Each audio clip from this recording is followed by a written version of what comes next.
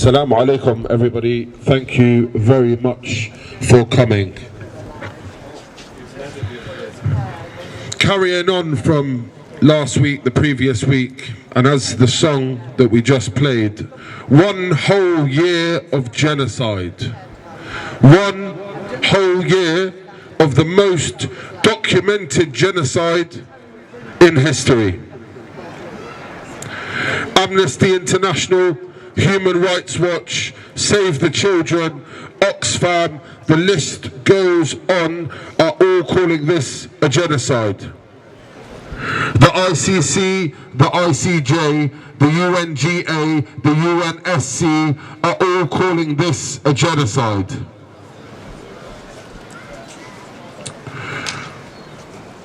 What we witnessed earlier on in the week, innocent civilians in tents in a hospital courtyard, bombed with incendiary bombs, burnt alive. As I asked before, who the hell burns innocent human beings alive? In which world is it okay to burn human beings alive? Can somebody answer? It is not okay, and that is the answer. Tragically enough, we've seen it before, and I don't have any doubt in my mind we will continue to see it until the UK government stops arming, funding, propping up politically, sending RAF planes using taxpayers' money for intelligence. Gaza is now reduced to a place of rubble and famine and thirst and premature death, and lots of children looking for their families. The bombs that have rained down on Gaza and other places are in part supplied by this country. Giving the evil Zionist regime, apartheid regime, intelligence to commit war crimes. War crimes as all the human rights agencies and top lawyers are calling. The British government is supplying intelligence to the apartheid regime to commit war crimes, whilst the British people go through the cost of living crisis. If you didn't see the budget last week, we've just been squeezed again, whilst RAF planes are doing genocide missions.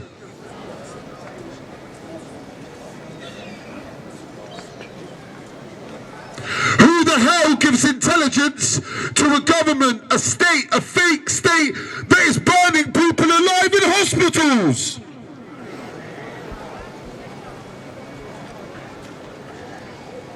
The RAF have blood on their hands. Keir Starmer has blood on his hands. Rishi Sunak has blood on his hands. The British government have blood on their hands, and they will be held accountable.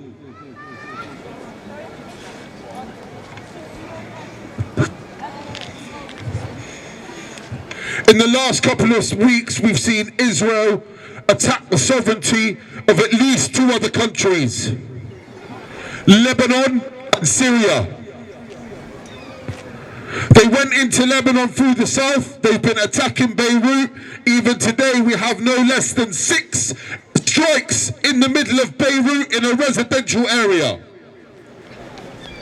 The pretext for going after Hezbollah is a joke, and it's not true. While last week, a secret operation, Israel went into Syria, took Qanitra and fenced it off. Another sovereign country.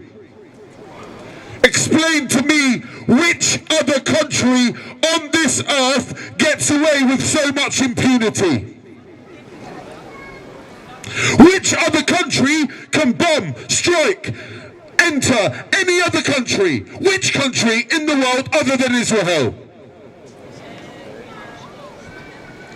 Whilst the US and the UK, with all their human rights and all their civilization, are propping it up and supporting it. Using what? Taxpayers' money. Whilst squeezing the rest of the British public. Any of you walkers by should listen to this, because it's your money that's paying for genocide, whilst you're being squeezed, whilst your grandparents haven't got money for fuel this winter. Thank you very much. Everyone, this poem's called Silence, but I want us all to do the opposite of that. So when I say free, free, exactly, we've all been to the chants, we've all been to the marches, we know what to say. So when I say free, free, thank you. This one's called Silence, and this is to all the politicians and people in power who remain silent and are siding with an oppressive apartheid state. We see you. Silence, silence, and ignorance is all we hear. The silence is deafening, loud and clear. And while we chant for freedom, chests out, no fear, you hide in your towers hoping we disappear. Your pockets are filled and your mouths are sealed. You've sold your humanity and your intentions are revealed. But Gaza's spirit is strong and its wounds will heal. And our cause is united as ever and filled with zeal. You can pretend you don't hear us, pretend you don't fear us, pretend you don't see the thousands in the streets, yet you don't come near us. Pretend you don't see children being bombed, and pretend you don't know right from wrong. Pretend Israel is standing for what's right, and pretend Palestinians will give up the fight. Give up their homeland, their birthright. Pretend you don't hear our chants raging, our flags waving, our lungs screaming, and our hearts beaming.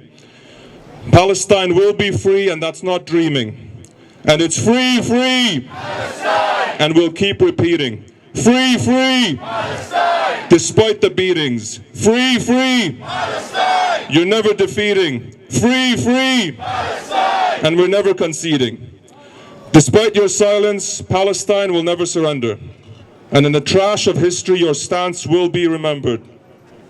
And no matter how many times those Zionists say the old will die and the young will forget, let me tell you, you don't know our generation yet. Because whether you're Christian, Muslim, Jewish, black, brown, or white, we all know justice and we all know what's right. And freedom is universal. It's both yours and mine. As in the words of Nelson Mandela, our freedom is incomplete without the freedom of Palestine. Thank you. Good afternoon, everyone. My name is Bella, and I usually talk to you all about my solidarity with Palestine as a Jewish person. I'm not sure that what I have to say is good enough anymore.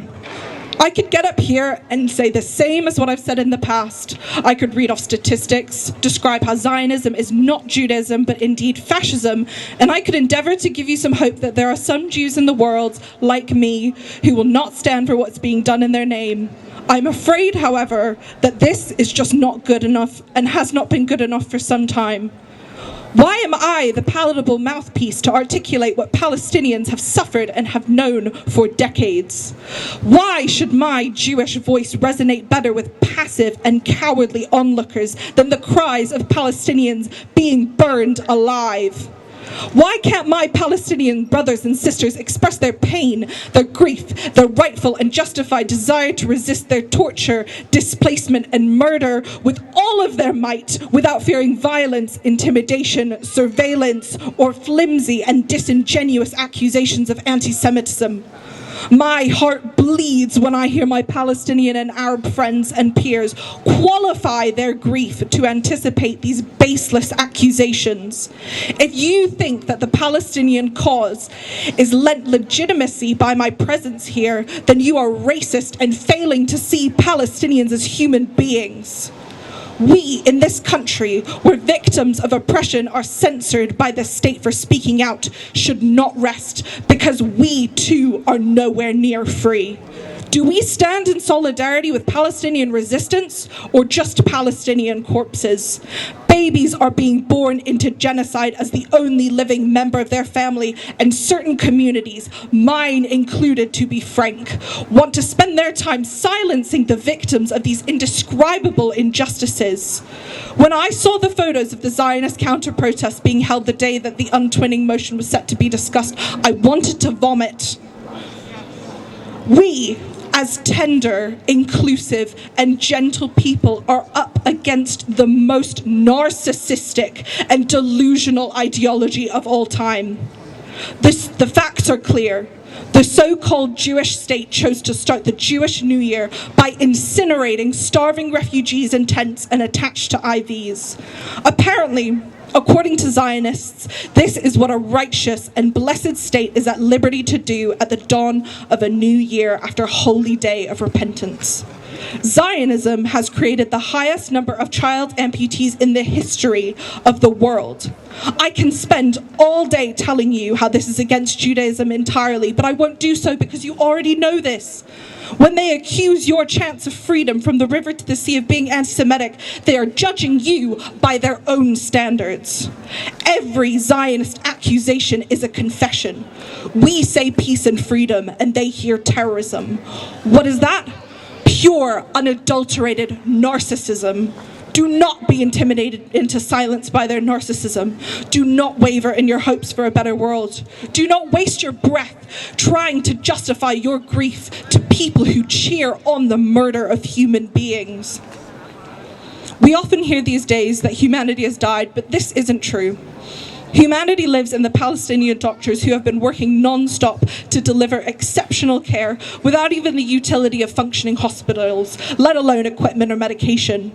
Humanity lives in the Palestinian rescue groups who put their lives on the line during indiscriminate bombing to free men, women, and children from the rubble. Humanity lives in the Palestinian journalists who have filmed and documented this genocide while bloodthirsty, depraved Nazi Zionists deliberately murder their families with impunity. But this framing is also flawed. At the vigil, Feda said something that must resonate with us forever. She said that Palestinians shouldn't have to be brave or strong anymore. This means something to me because I want to live in a world where elderly Palestinian grandparents, older than the murderous Zionist regime, can watch their grandchildren play freely. I want to live in a world where Palestinian children rollerblade through the streets and play football after school. I want to live in a world where Palestinian parents can teach their children trees and foraging and other sacred traditions. I want to live in a world where Palestinian journalists document the beauty of Palestine from her ancient olive trees to her gorgeous Jordan River and Mediterranean Sea.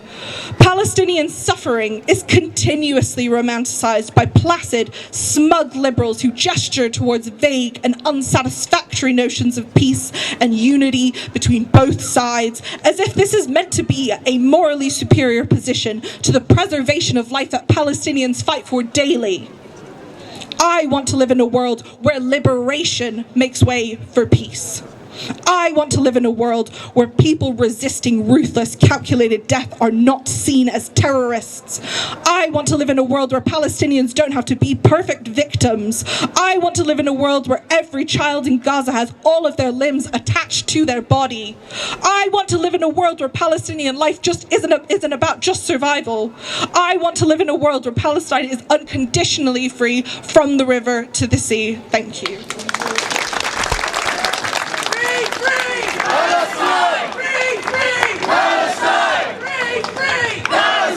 People forget that this started over 80 years ago, and I can't hammer that point home enough, but I just wrote something and I was on shift and it just came to me. Israel, you bitter, twisted nation. Israel, you have no humanity. Israel, you show the world your depravity. Israel, we despise your evil. Israel, you are sick and twisted. Israel, you will pay for your crimes. Israel, repent and show remorse. It's not too late to stop. Israel, justice awaits you. Hellfire and condemnation, not only on earth but in hell too. Israel, we abhor you. Free, free Palestine! Free, free Palestine! It is disgusting that we are here over and over again, consistently fighting for the rights of children, for innocent people. We shouldn't be doing this anymore. We've been here for over a year. We shouldn't have to do this anymore. We shouldn't have to fight, and we shouldn't have to beg for people to help us. They shouldn't have to beg for people to help them. They're defenseless. We have to keep showing up every single time, even if it's every single day. Doesn't matter if it's raining or storming or snowing. We need to keep showing up. They have no one to defend them. We have to be the ones that defend them. They have no voice. We have to be that voice. Free, free! Palestine! Free, free! Palestine! From the river to the sea! Palestine!